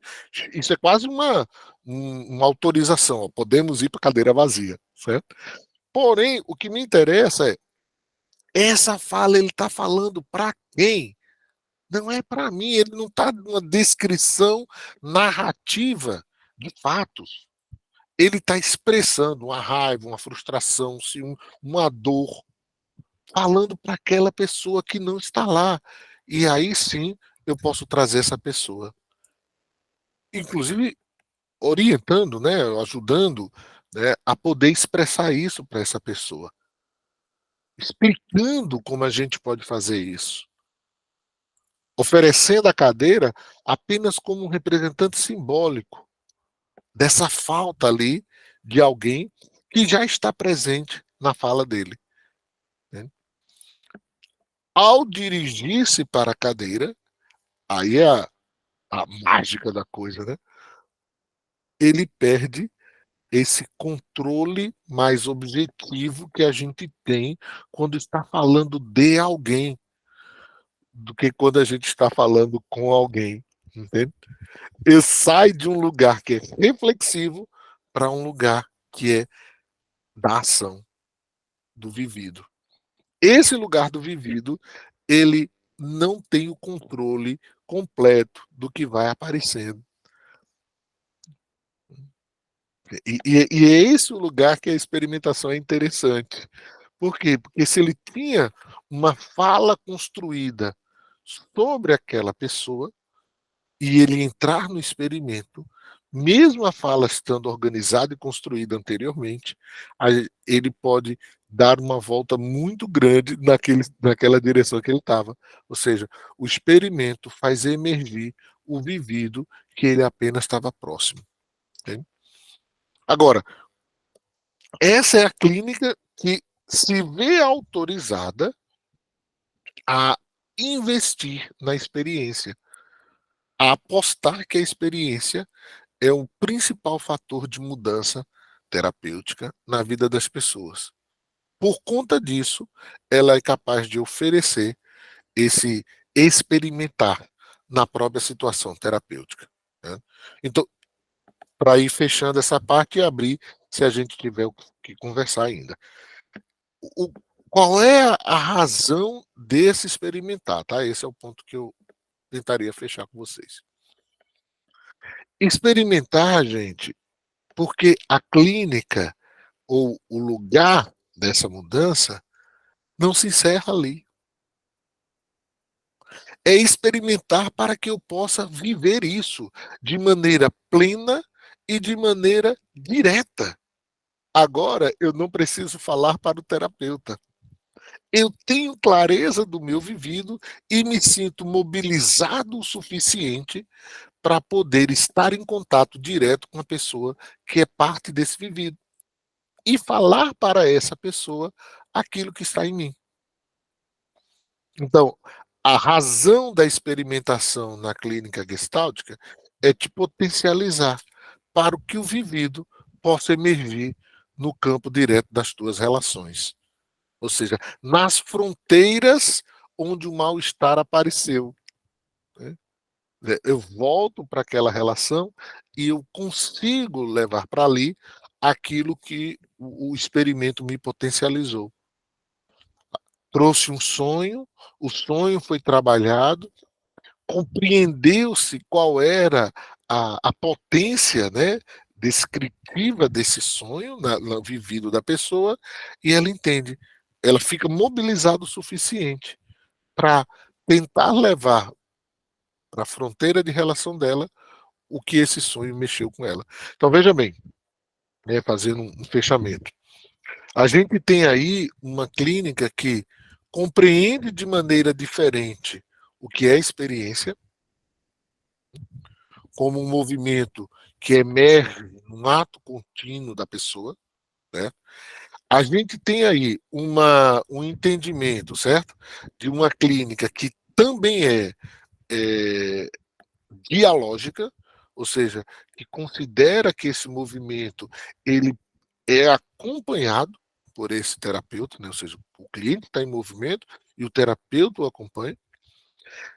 A gente tem uma clínica que se sente autorizada a expressar, né, possibilidades de contato, de reconhecimento e contato com esse vivido, inclusive, né, trazendo uma série de experimentos que eu preciso ter conhecimento metodológico deles e entendimento da sua pertinência, ou seja, quando eles são efetivamente pertinentes, e, por fim, uma clínica que, a partir dessa experiência, potencializa um retorno para o lugar onde esse vivido emerge diretamente, né? Porque o setting é lugar de experimentação.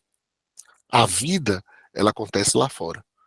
Então, é quando ele volta, quando ele sai do setting, ele volta para o campo do vivido dele, que aquela experimentação vai poder se tornar algo real e efetivo em sua vida. Ainda que, em alguns casos, a relação já não exista mais. Mas a experimentação permite o fechamento desse processo, que é a atualização, né, de si nesse lugar de experiência. Bom, abrir para alguma observação, algum comentário, e aí a gente vai trocando algumas figurinhas e fazendo o fechamento depois.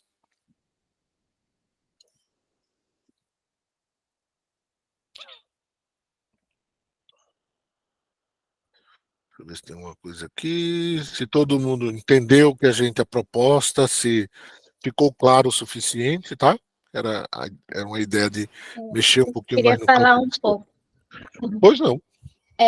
Eu achei bem interessante as colocações, né, e a forma como você conduziu o assunto essa noite, porque, assim, nos leva até ter mais cautela, enquanto terapeuta, de não atrapalhar o cliente, mas favorecer, né, essa awareness ali. Então, assim, com certeza eu vou levar, né, para que essa minha presença ali enquanto terapeuta, ela seja de uma forma mais leve possível, para que não possa atrapalhar, né, aquele processo que sempre é dele, né, sempre é do cliente, porque o que você dá a entender na sua fala é que muitas das vezes a gente pode justamente no meio ali daquele processo de atualização, a gente cortar, né, de certa forma, aquela presentificação do cliente. Então, assim, achei bem interessante, vou observar melhor isso, e fiquei satisfeita com a reflexão da forma que foi feita. Obrigada. Luciana, olha só, você colocou uma expressão que eu acho que é muito importante para o terapeuta, que é assim, leveza. Mas o que eu chamaria aqui de leveza? A gente não está ansioso. Porque quando a gente está ansioso, a gente está agitado e se precipita. Então, muitas vezes, a gente corre o risco de colocar o experimento como uma forma de acalmar a gente, entende? De deixar a gente mais tranquilo naquela situação ali. E ele não tem esse princípio. O experimento não é para o terapeuta, né? Então, quando eu estou tranquilo, eu deixo as coisas fluírem. Quando eu percebo que o meu cliente está próximo do vivido dele, ou alcançou esse vivido, mas ainda pode expressá-lo um pouco mais, aí é possível o experimento. Não necessariamente um experimento mais ativo. Pode ser a minha atitude dialógica com ele, porque a ideia, se vai ser mais ativo ou se vai ser num lugar do dialógico, o que eu estou querendo, na verdade, é apenas que ele se experimente mais. Ele experimentando a si mesmo, eu alcancei o objetivo. Porque ele vai sair mobilizado e ele vai levar aquela experimentação como uma provocação para a vida dele. A pergunta fica, né? O que é que eu vou fazer com a minha vida? O que é que eu quero fazer com a minha vida? Então, eu vou fazer o que com a minha vida? Aí ele começa a desdobrar isso. Bom, no tempo dele. Pode ser que ele leve um grande número de sessões elaborando isso, porque é o tempo dele. Entende? Mas eu acho que é isso mesmo que você trouxe. Por isso que eu destaquei a ideia da leveza, viu? É interessante, né, Márcio? Porque essa ideia, né, da técnica e do experimento em gestalterapia, por vezes sugere, né, algo que você já destacou, né, esse uso impreciso, né, porque há uma situação que todo supervisor trabalha, né, na vivência do terapeuta iniciante, que é o uso da técnica, o uso do experimento gestáltico, né, num sentido de mostrar trabalho, né? Eu muitas vezes não consigo sustentar ali, né, a experiência do outro, né, a minha própria experiência frente à angústia, o sofrimento, a tristeza, né, desse outro. Então, às vezes eu quero já lançar um experimento, né, de certa forma, para acalmar, né, a minha própria angústia, o meu próprio sofrimento, né, diante desse outro, né? Então, acho que essa é uma pista super importante, né, que o terapeuta se questione a serviço de quem está essa proposta, esse convite. É a serviço de mim, né, para acalmar, né, para mostrar serviço, ou a serviço do outro, né? Então, quando está a serviço do outro, é sempre no sentido de favorecer com que ele aprofunde, né, esse vivido, né, uma tomada de consciência sobre o que eu estou vivendo, né, e não sobre o que eu deveria fazer, ou o que o terapeuta acha que é melhor para a minha vida, ou simplesmente, né, para fechar bem uma sessão, né, a gente fez um experimento, um exercíciozinho gestáltico, né? Então, tá atento aí a essas situações que são, de fato, né, usos imprecisos da noção de experimento. Exatamente. A experimentação em gestalterapia não é para o terapeuta. Enquanto o terapeuta achar que é para ele, tem algo errado, né? Assim, quem autoriza a experimentação sempre vai ser o cliente.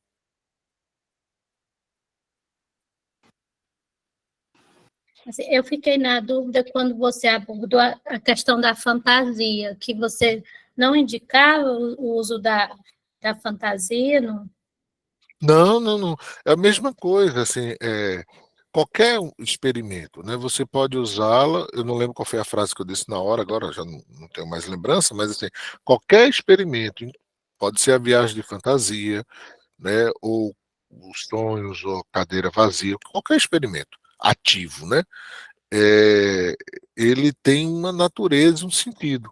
Então, assim, quando é que eu vou usar uma viagem de fantasia? Quando ela aparecer oportuna para a expressão da experiência daquele cliente. Então, às vezes a viagem de fantasia, ela faz aparecer um mundo que eu estou resistindo muito em entrar em contato com ele. Então, assim, às vezes, por exemplo, pode estar falando de uma pessoa que quer pedir um aumento no trabalho porque acha que o que recebe, né, não é suficiente, mas ela tem um receio muito grande de falar isso e o chefe entender de uma maneira ruim e ameaçá-la de demissão, demiti-la, sei lá, alguma coisa do gênero. Então ali já tem uma fantasia no vivido, entende? Então a gente pode ampliar esse caminho, esse percurso, fazendo uma viagem desse processo, para ele entrar em contato com a própria fantasia. Para mim isso sempre foi uma coisa muito tranquila, né? A gente trabalha uma viagem de fantasia quando já há uma fantasia sendo produzida pelo cliente. São esses toques assim dos experimentos que eu acho muito importante da gente lembrar, né? Quando que eu coloco a cadeira vazia? Quando a pessoa já chegou, né, na fala do cliente, né? A pessoa está ali, não é só uma narrativa sobre. Mesma coisa a viagem de fantasia. Vou fazer uma viagem de fantasia porque a fantasia já está lá. Então agora a gente pode viajar com ela, entende? Fazer um percurso. Então essa sensibilidade é importante, porque aí o terapeuta vai perceber, olha, cabe isso agora. Meu cliente está dando um ok. Aí ele vai propor, vai explicar, se for necessário, como vai trabalhar, enfim, as questões metodológicas que o trabalho com experimentos pede, né? Mas tanto ela quanto qualquer outra, a gente pode sim trabalhar com elas, tá? Só fazer um adendo, né, Márcio, que a dúvida da Liciana me mobilizou uma fantasia, né? Me parece que a tua fala não tem nenhuma intenção de desaconselhar o uso do experimento gestáltico, né? É o contrário, né? Assim, é uma fala que aponta para essa possibilidade de um bom uso, né? Então, para isso, né, o fundamental é essa sensibilidade, esse feeling e uma compreensão teórica de quando, né, o experimento gestáltico é possível nessa relação com o outro, né? Mas para isso a gente tem que se instrumentalizar, né? Então, leitura, curso, né? Um permitir-se experimentar isso, né? Tem um livrozinho clássico em Gestalt Terapia, O Tornar-se Presente, do John Stevens, né? Que no início da Gestalt Terapia no Brasil, a turma levava para a sessão, né? Escolhia uma técnica e, né? Pronto, é essa hoje, né? Vai lá, né? Esse é o uso impreciso, né? Agora, você lê hoje em dia o texto do John Stevens, se instrumentalizar e, num momento oportuno, fazer o convite, aí esse é um bom uso, né? Isso está a serviço do outro, né? Mesmo, né? Assim, essa diferença que ela é sutil, né? Assim, João, mas se você está falando que não é para usar o livro do John Stevens, não. Eu estou dizendo que você não deve usar de qualquer forma, né? Você não deve usar, né, nesse sentido rigoroso e radical, que a experiência do outro me possibilita lançar o convite, né? Que eu acho que é o que você estava falando, né, Márcio? Mas se essas qualidades elas aparecem ali na relação, sim, eu posso fazer o convite ao outro, né? E esse configurar uma boa experiência, né? Uma boa experimentação, né? Então, aí só para fechar, né? Assim, eu vou concordar com o Luiz, que escreveu algo aqui no chat, né? Quando ele diz, né, que fica cada vez mais nítido para ele que a prática gestáltica se aproxima, né, de uma arte, né? Mesmo que a gente também reconheça que ela é fundamentada numa técnica, né? Então, para concordar com você, Luiz.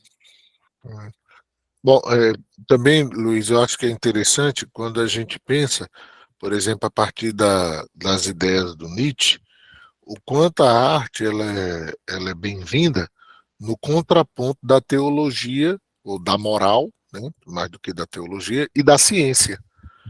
Entende? Então, assim, pensando nesse contraponto moral e ciência, aí a gente tem um projeto artístico muito mais interessante. Veja, isso não transforma a gestalterapia em arte-terapia, entende? Não é arte-terapia, não é, né? Acho que não é nesse sentido. Ó, o João deve ter falado isso aí na formação. Mas o que é que ela é, de fato? É a arte como expressividade de uma potência de ser quem você é. E às vezes eu preciso muito mais do espaço artístico, que é criador, que é criativo, do que do espaço científico, que é regulador, assim como moral, entende? Do certo e do errado, do verdadeiro e do falso, né? Agora, naquela questão, né, de assim, às vezes a gente pensar assim, de que o lugar não é de desautorizar, né, ninguém a fazer os experimentos, mas lembre, se você não estudou o suficiente, se desautorize sim. Se desautoriza, não é para fazer não. A gente faz quando sabe. Quando não faz, a gente estuda. Né? É simples, não vai inventar de ficar fazendo as coisas. Seu cliente não merece isso. Né? Você não sabe, você não faz. Se desautoriza, bote aquele regulador na sua cabeça. Aqui, ó. Eu não vou fazer porque eu não sei. Agora, o que é que eu faço enquanto isso? Estudo. Vou aprender a fazer. Não é só fazer, né, evidentemente, mas vou aprender a ser gestalterapeuta para poder, inclusive, me sentir autorizado por mim mesmo, né, pelo meu percurso, a fazer esse tipo de coisa quando for oportuno. Então, acho que isso é importante, né, porque também não é aquela coisa, não, qualquer um pode fazer. Não, não pode não, porque você pode fazer mal para o seu cliente.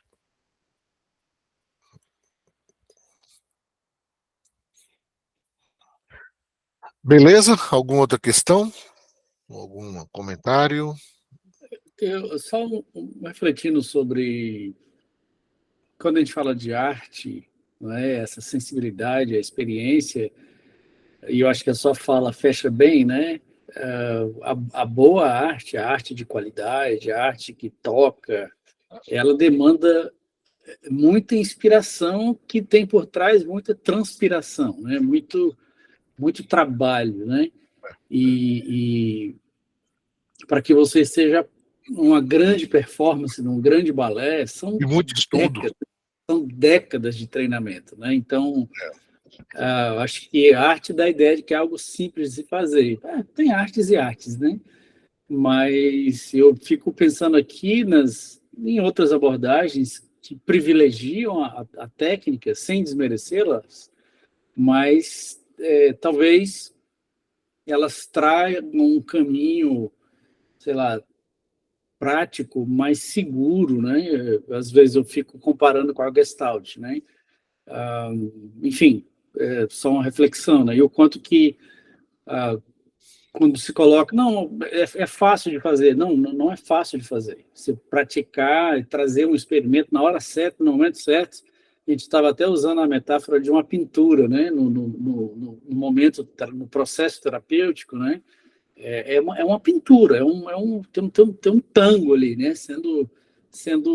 Tem uma dança ali. Isso demanda muita sensibilidade, muita técnica e muito respeito pela obra de arte que está sendo feita, que é do cliente, não é do terapeuta, né? Enfim, e às vezes é mais difícil atuar nessa vivência, nesse vivido, né? Do que às vezes ter a clareza da técnica, né? Ou seja, enfim, é só uma reflexão, um sentimento aqui.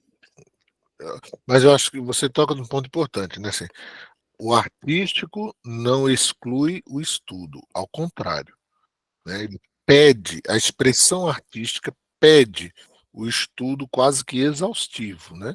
Então, quando você já sabe fazer aquela coisa, provavelmente é porque você estudou bastante antes, né? Então, assim, isso é importante, né?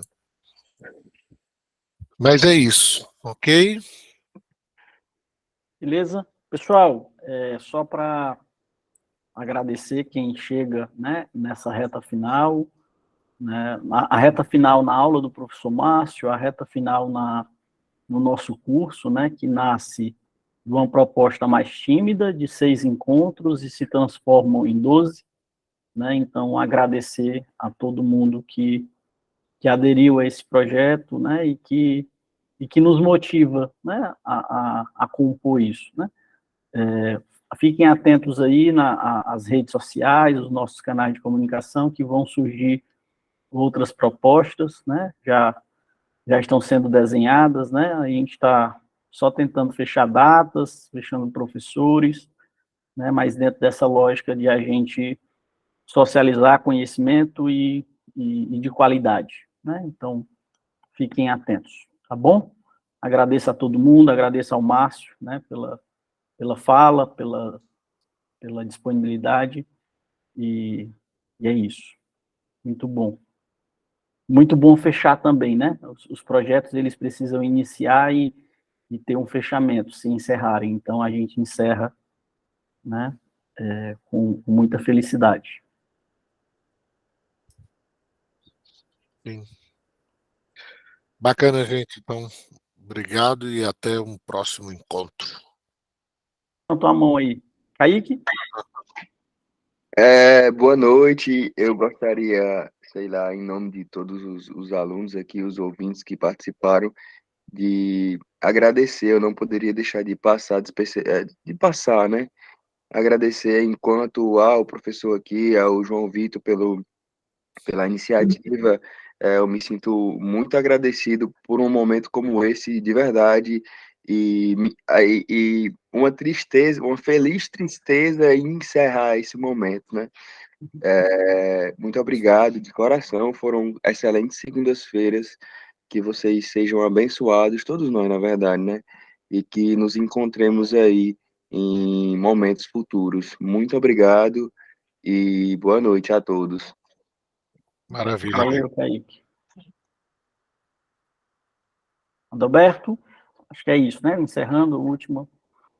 Pronto, eu também não poderia ficar calado e eu sempre comento e divulgo o trabalho excelente, né, dessa instituição. E assim, eu fico muito lisonjeado e grato, como o professor mesmo fala, encerrar com o professor Márcio, né? Eu tenho uma admiração muito grande profissional, inclusive na aula 4, sobre self-campo, né, que tem muito a ver, dada pelo professor também, eu marquei aqui algumas falas que ficaram presentes, que nós estamos no final, gostaria só de mencionar. Eu me lembro, porque a fala vai muito, a aula de hoje vai muito de encontro a essa aula dele, né, que o professor fomentou no dia 4, aliás, na aula 4, que fala que o self sou eu na experiência nesse mundo que me atravessa. Isso aqui ficou de forma muito intensa, né? E também a questão o ser humano é da solidão, solitude não existe. E isso aí me marcou porque são Estão tentando frases enganar a que gente. dentro da nossa realidade, né? E hoje, para fechar, todo vivido é no agora, não é antes, não é depois, é no agora. Então, assim, ao mesmo tempo agradecer ao professor João Vitor por essa oportunidade belíssima, um trabalho muito sério, e que aqui trouxe grandes profissionais da área da psicologia, especificamente da gestalterapia, né? E eu, como acadêmico que concluí ano passado, eu me sinto, assim, muito, muito seguro com cada fala que houve aqui, com cada contribuição do professor. Muito obrigado, de gratidão mesmo, muito grato. Bacana, obrigado. Valeu, também. pessoal. É isso, né? Que a gente tenha disposição para os novos projetos, né? Beleza. Então, Valeu, pessoal. Boa noite, boa todo semana mundo. aí. Boa semana. Graças, Quem for comemorar, que comemore.